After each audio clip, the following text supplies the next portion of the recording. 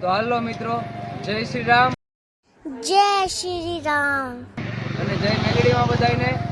આજે હું અને આપણે ધર્મેશભાઈ ચૌહાણ જોડાઈ ગયા છે આપણે નવા વ્લોગમાં. તો આજે આપણે જઈ રહ્યા છીએ ગાત્રાડ માતાજીના મંદિરે. તો આપણે તમને પણ બતાવીશું, એટલે આપણા વ્લોગમાં બન્યા રહેજો.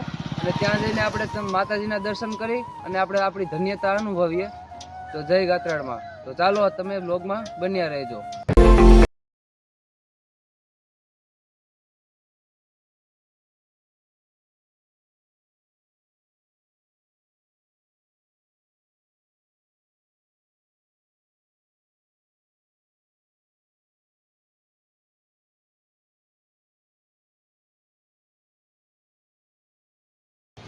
તો મિત્રો, આપણે આવી ગયા છીએ અત્યારે ઓલમોસ્ટ આપણે ગાત્રાડમાના મંદિરેથી અંદાજિત 2-3 કિલોમીટરના અંતરે છીએ. આપણે જે આ મેંદરડાથી જુનાગઢ વાળો હાઈવે છે તે રોડ ઉપર પાટિયું પડે છે ગાત્રાડાનું. ત્યાંથી પાટિયાથી થાય છે 3 થી 4 કિલોમીટર.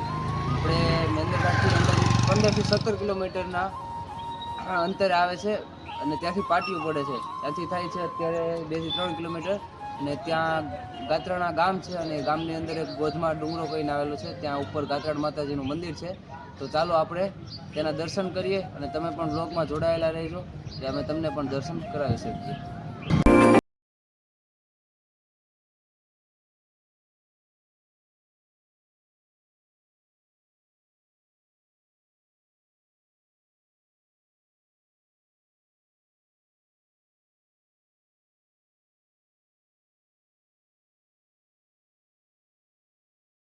આપણે આવી ગયા છીએ ગોધમા ગાત્રાડ માતાજીનો ડુંગરો છે અહીંયા.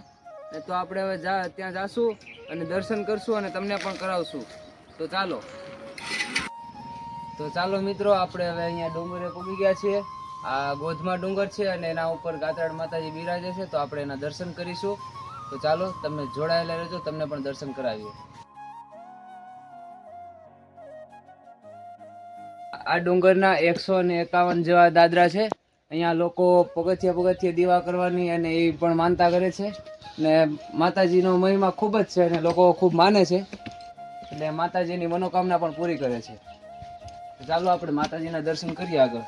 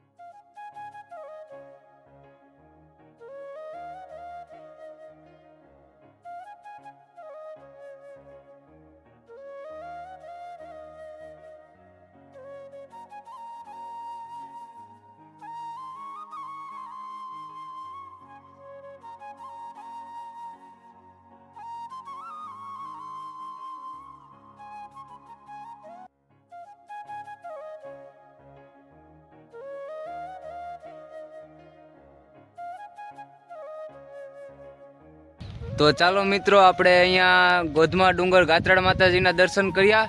હવે આપણે જાશું તાલાળા ગીરની બાજુમાં એક મેલડીમાનું મંદિર આવ્યું છે, વીરપુર ગીર.